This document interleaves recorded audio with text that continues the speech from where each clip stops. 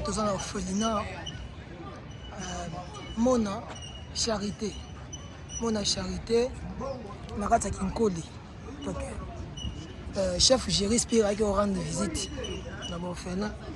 Donc, par rapport à l'anniversaire, c'est un peu ça.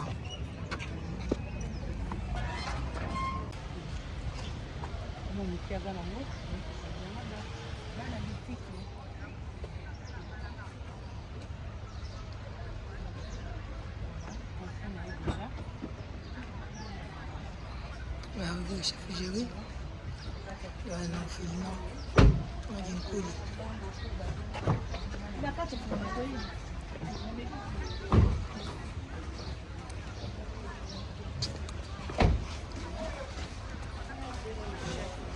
Bonsoir. Bonsoir. Arrivé le chef Géry.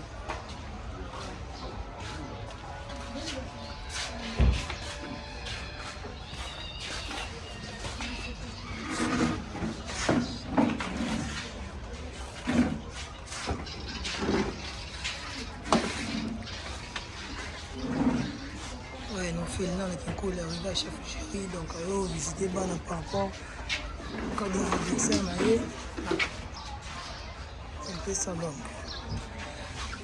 Je suis fatal, la vie non, c'est le boulot non-stop.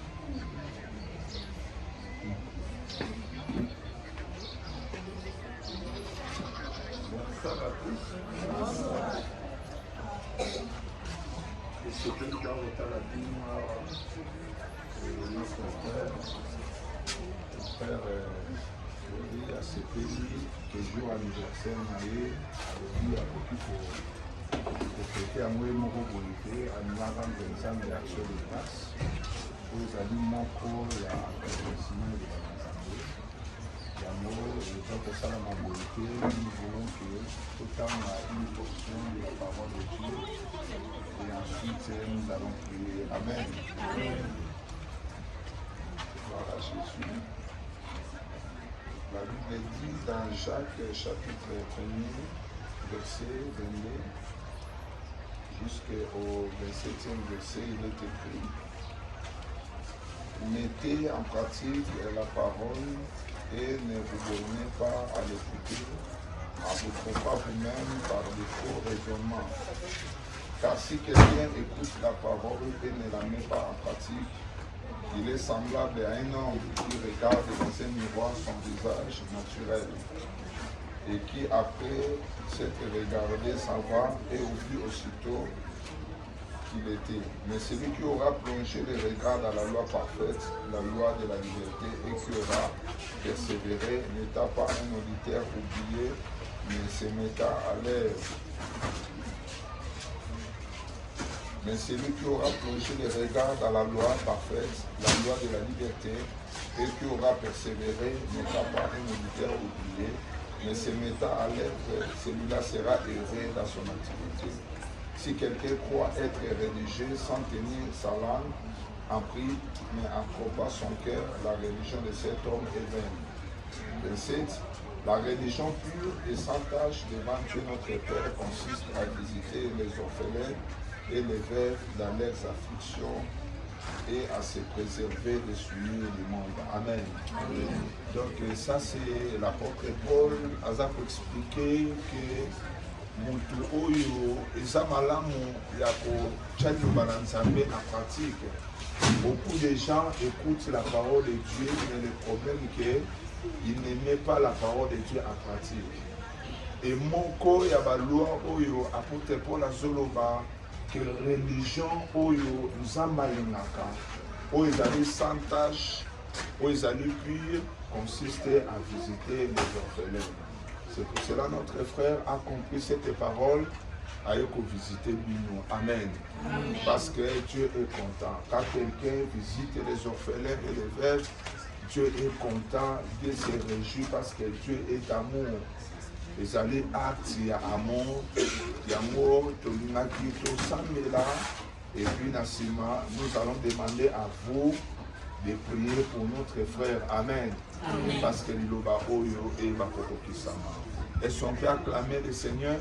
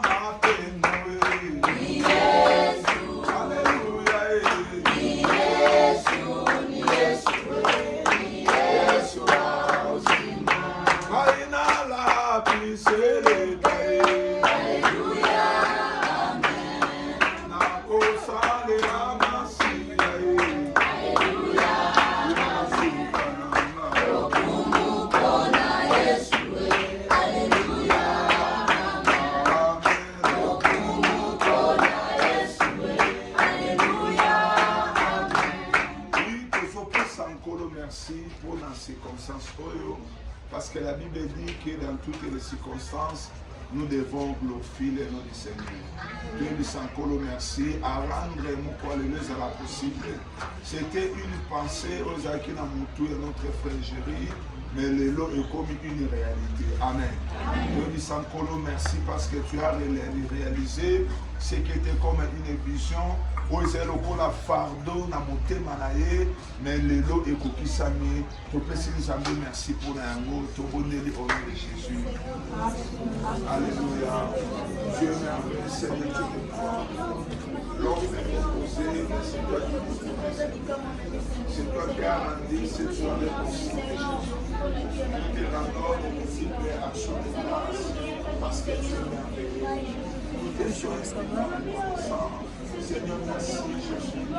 Merci Seigneur Dieu de gloire.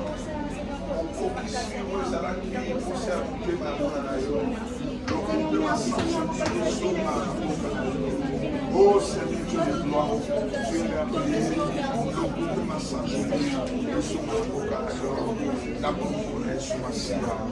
Alléluia. Oui, tous ceux qui ont découpé sans colo, merci.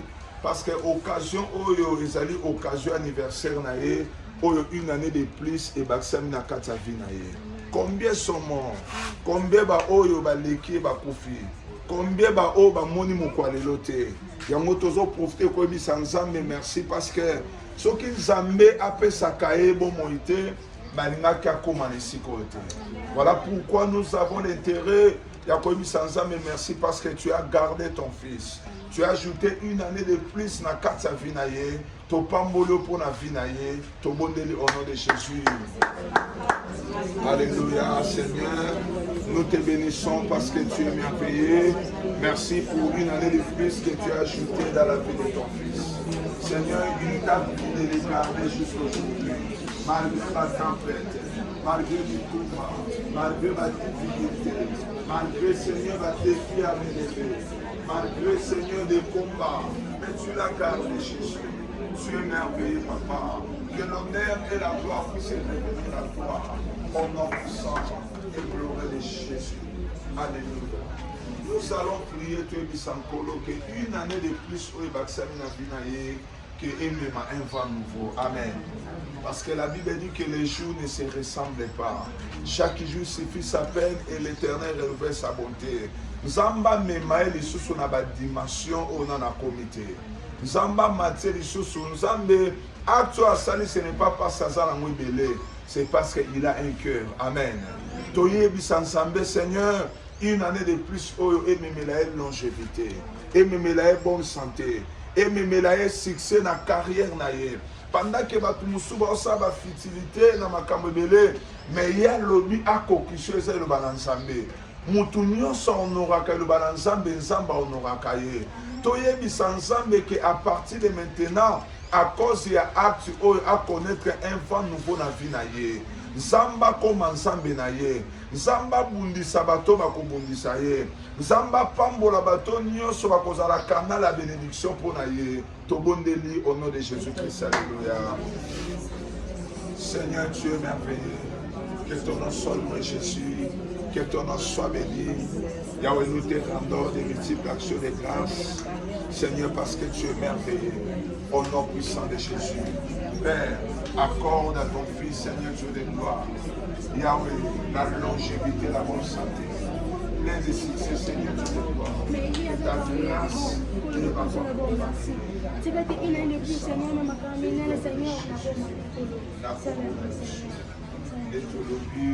Merci Seigneur Jésus-Christ. Merci Seigneur Jésus-Christ.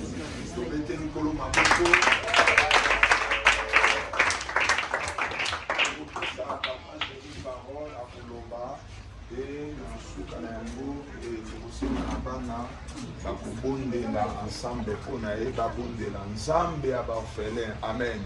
Au besoin que Dieu est le père des orphelins. Soko pamboli orphelin et ça le colo jouer nesika Nzambe. Donc Nzambe akoki ko kitabo ete na molimo parce que Dieu est esprit. Mais Nzambe sala kanazela la bato. Akoloba un mot et le konini et pousser et pourquoi amener quelque chose au lieu. Et à la fin, nous allons demander aux enfants de prier pour notre frère. Voilà un peu la parole. Bonsoir. Vraiment, le Wabine les actes, nous avons essayé de faire la bino, sur la bande, sur la bande. Donc, nous avons jour anniversaire, mais il s'agira que nous avons famille. Biso ngi famille na bino biso oyo ba papa na bino ba ya na bino ko zali ya ko tala bino na ndela bino na sepela na bino anniversaire na ngai ndenge to na zamba bo sami bo senga pe na nzambe ko na ngai na pamboli zela ezala bien et na souhaité bino vous allez faire une longue vie vous allez béni parce que esika bozali nzambe abi pourquoi vous se récupérez awa. Et je sais que Zamour Samira a élevé Bino de la Batumine dans notre vie. Merci, Nayo Talabino pour l'anniversaire, on a eu tous ces que nous devons fêter ensemble en tant que famille. Merci beaucoup.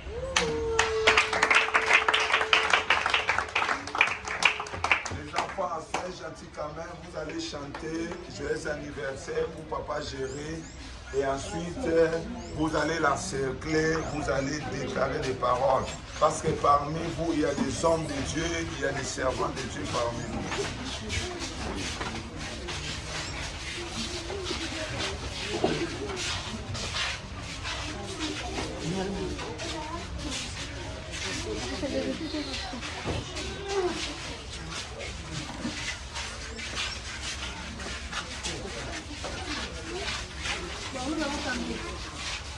Une, deux, trois, go! Joyeux anniversaire, joyeux anniversaire, joyeux anniversaire, Papa Géry. Joyeux anniversaire,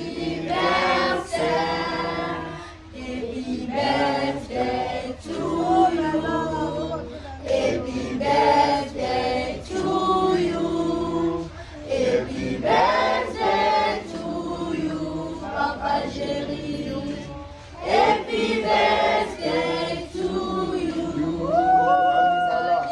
Kuzaliwa njema,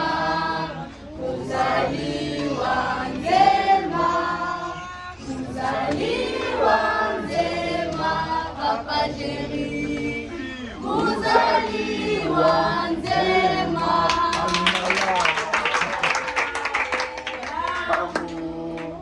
Botama elamu, botama elamu, Papa Géry, botama.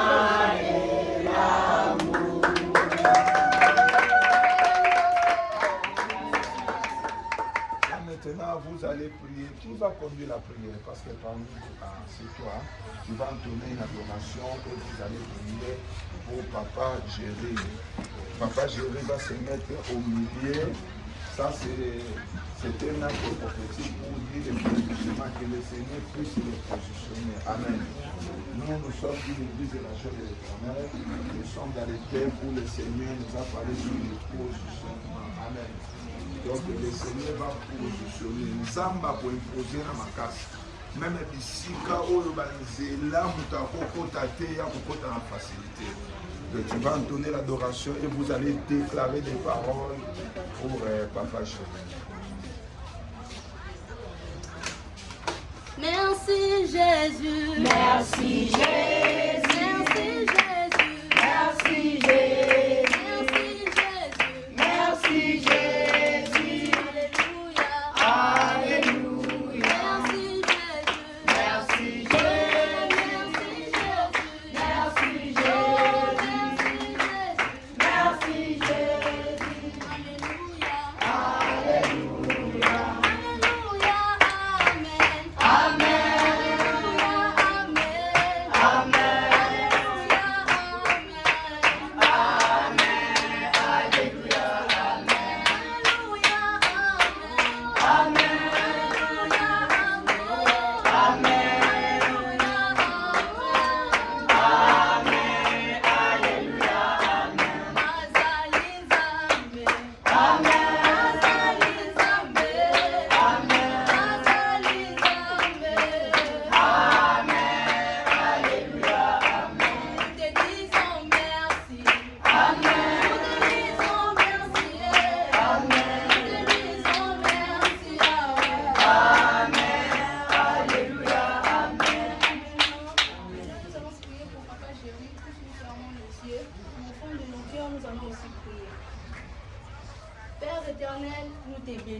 parce que tu es Dieu. Seigneur, sois élevé. Mon âme bénit l'Éternel, que tout ce qui est à moi bénisse son Seigneur. Mon âme bénit l'Éternel et n'oublie aucun de ses bienfaits. Amen. Seigneur, nous te disons merci. La Bible me dit encore, c'est de l'Éternel que cela est venu et c'est un prodige à nos yeux. Seigneur, bika moi tout le monde, Seigneur, pour le te pécher, merci.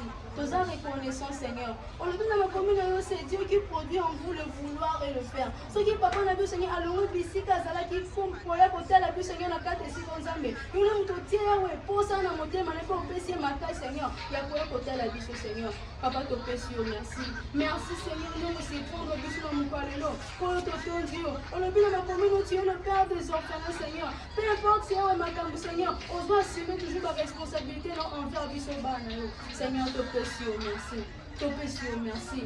Kolo, si vous avez dit papa gérer dans ma bouche, Seigneur. On a vu dans ma commune, et celui qui s'intéresse aux pauvres. Au jour du malheur, l'Éternel le délivre. Seigneur, tu dis que dans ma bouche, on a un Zambé. Seigneur, oui, pour ça, mon thème, Seigneur, à Camille, Seigneur, pour fêter là, ouais. Mon connaît, Seigneur, la vie, Seigneur. Pendant que tu me fais qui ça pour fêter ma maman, Seigneur, n'a pas tout me sous. Mais un demi, Seigneur, pour quand il s'habille, pour célébrer le jour, Seigneur, n'a pas Kolo, tu peux merci Seigneur. Totiki na maboko na Nzambe. Kolobi posa motema na ye. Oyebi basuwe na ye Seigneur.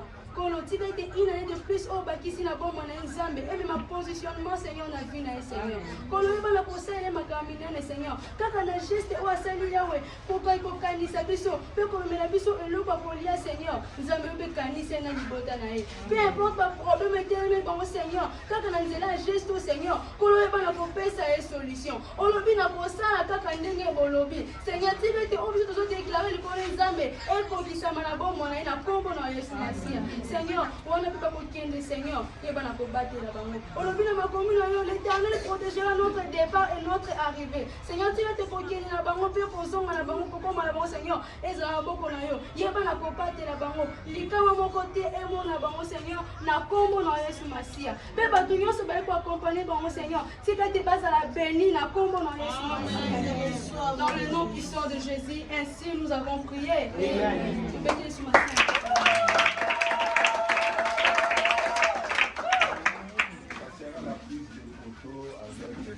Papa, je vais prendre la photo. Vous allez vous arranger pour la prise de photo.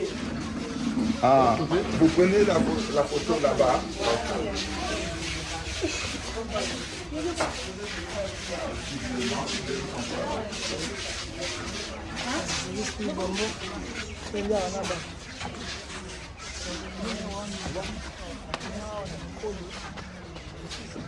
Par rapport à l'anniversaire, on a eu.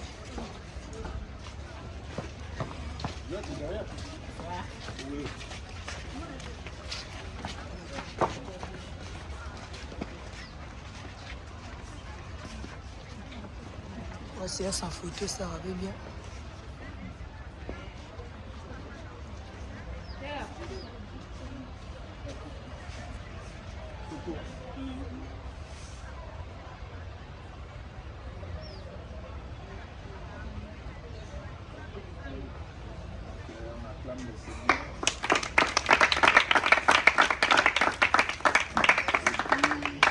Joyeux anniversaire, Papa Jérémie, une fois encore de plus, que le Seigneur vous bénisse, que le Dieu que tu as accompli l'une des portions de sa parole qui vous amène encore trop loin. Nzamba kanisela yo na ba malheur nyonso côté mais à chaque fois bitumbe côté de ma dans le ciel il y a des livres, il y a les livres de vie et les livres de souvenirs. Livre de souvenirs ezali misala nyonso tosalaka na mokili ya malamu komamaka. À chaque fois que tu as un problème, rappelez l'ensemble de Seigneur, souviens-toi de moi, à ta moi moké na banda okabola pour la orphelin. C'est l'ensemble de Nalola, à chaque fois que tu côté les mains, le Seigneur va se lever pour combattre pour toi.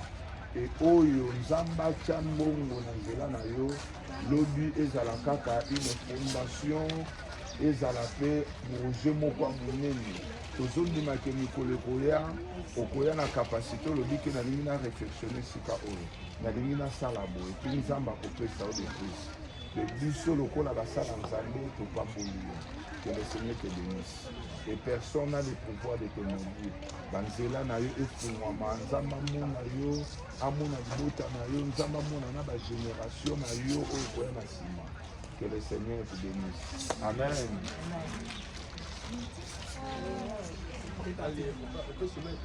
Oui, oui.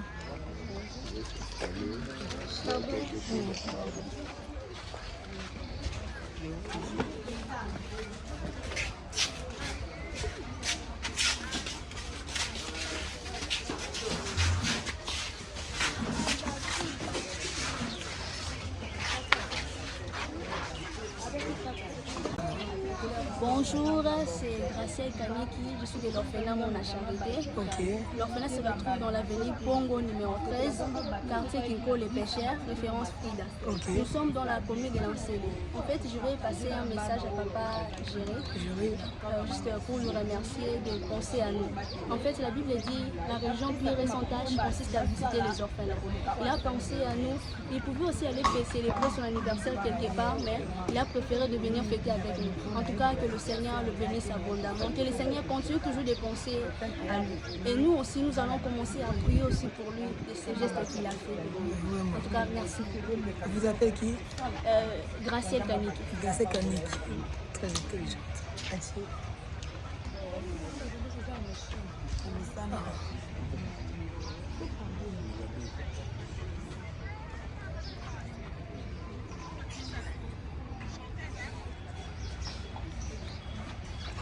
Bonjour. Bonjour papa. Namoni na polo ya bombo Géry. Atoza na orphelinat juste na Dinkole. Nayebi te donc so topesa moi justement. En tout cas, pour nayebi ke bamise mingi baanniversaire bakende bafete na baboite ke boite ke basi moko lenge bazomona ye me bamingi balaka bapolo komona bango na poko basheta bamingi eza ebele te mpo mona ke star mwa mboka apase na bana boye baza ebele te mais ide oyo président asali en tout cas biso bana na ye balebebe tosepe nango makasi ide oyo nzambe apambola ye nzambe abakisela ye lisusu bisika mpenza oyo mokili elingaki esukisa ye nzambe atombola ye lisusu. On a monnaie le bébé de Géry. Biso yo le bébé de Géry oyo kaka biso. Ok. Asepeli makasi mpenza mokolo ya lelo. Donc ça dit bien. Mais comment on va battre comme ça? Rit Amba. Rit Amba. Kitoko. Mais les mêmes hommes de les. Maman non dit qu'il écoute maintenant. Ils sont pas là. Dis maman. Mais maman ni awa. Je sais pas anniversaire ya Géry. On avait que mingi n'est pas musicien pour fêter anniversaire mingi na boîte, na bar. Ah tout ça. Ah, tout ça na Kinkole, na orphelinat, na Omeza. OK. Ya sepeli toi pour partager et c'est mon abiso na bana na ba orphelin. Na place que les boîtes, que les babar, je respire à sepeli pour partager c'est mon na bana o ba orphelin. On a ina lo baka na nzambe ate c'est vie moulai. Bataki nyoso ba tena nzela na en tout cas emona été. Moi ça me la pesa mabakisa makoki mbala sima. Loko abakisa sutota 10 plus na biloko ayi kotika abakisa supe asala o eleki o ya elelo. Ya on kana ngana loba en tout cas merci beaucoup. Merci mais comment tu vas ta comme ça? Comment yanga Nicolas Kembwila ya je respire ndalanda. OK, grande sœur. Grande sœur. C'est bien. Bonjour. Troisième na biso. Troisième te na posama ya miso bimangai. Vraiment. Pour la action boy vraiment. Et bien anniversaire mais à toquer boîte, toquer pas si bon mais à to fêter là. Vraiment en tout cas le kola boy ba boîte à raisonner ata la bana na ye. En tout cas nzambe pe fatala ye. Si. Atala pour la action boy ni par ailleurs. Si.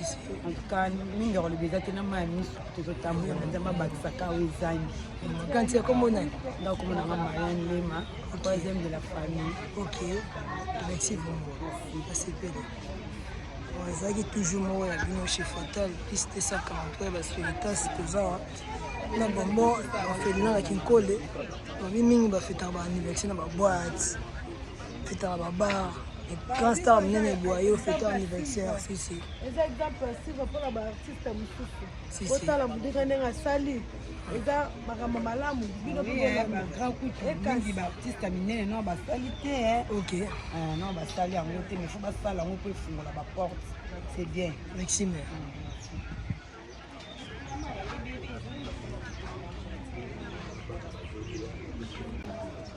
Mona akata hotel moko.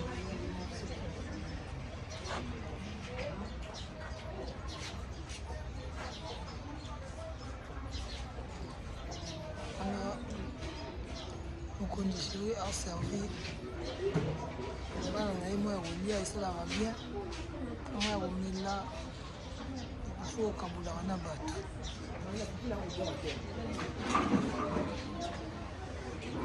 Kasi anniversaire na ye lelo le 2 août 2025.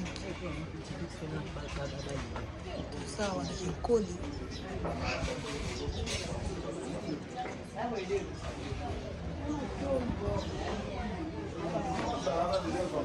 On a servi à manger.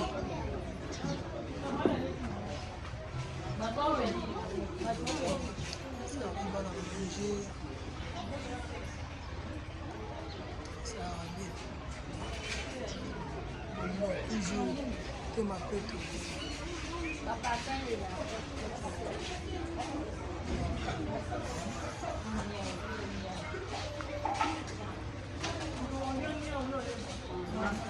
Reviens là bango. C'est ça.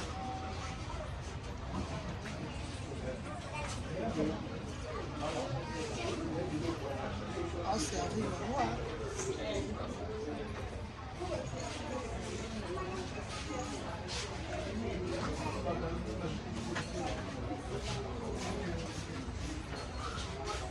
On va servir dans le bloc Géry.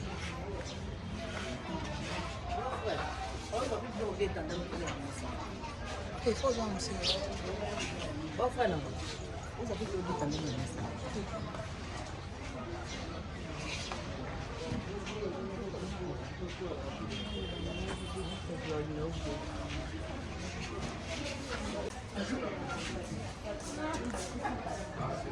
on a géré on y en a ban. Boinde Zavaka. Boinde au fait na boîte. Ba au fait na bana. Au fait na ba fene. Boinde Zavaka.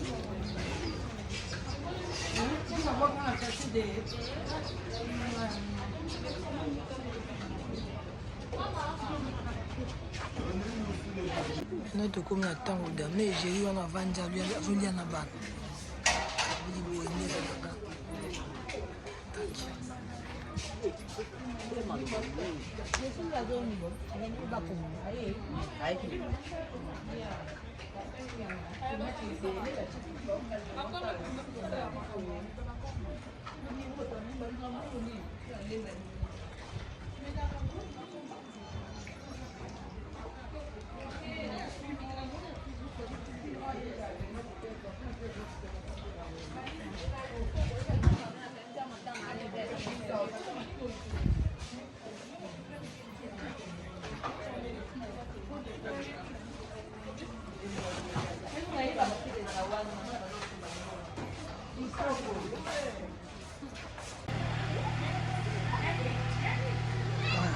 C'est ici, comme sur le zone là.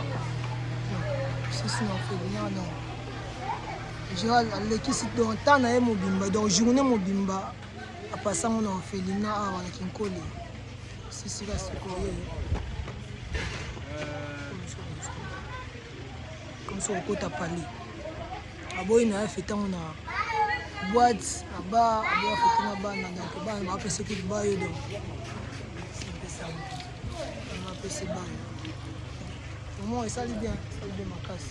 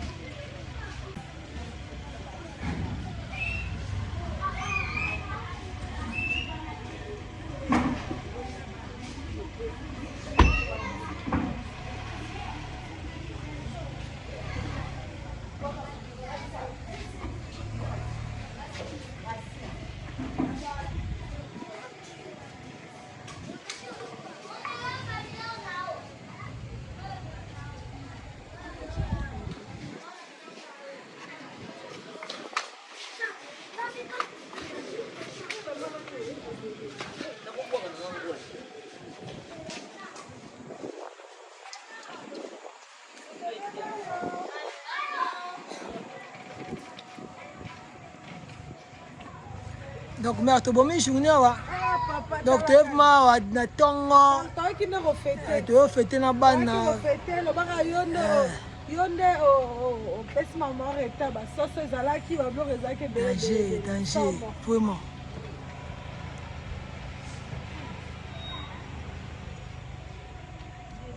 Bandeko nabi soko osolama oloba mwa liloba oyo chez fatal ya baspiritas papa otolekisi toye awa géri awa fete anniversaire nde na bana soko okota na video esala bien mon cher nabi soko osolama moke esala bien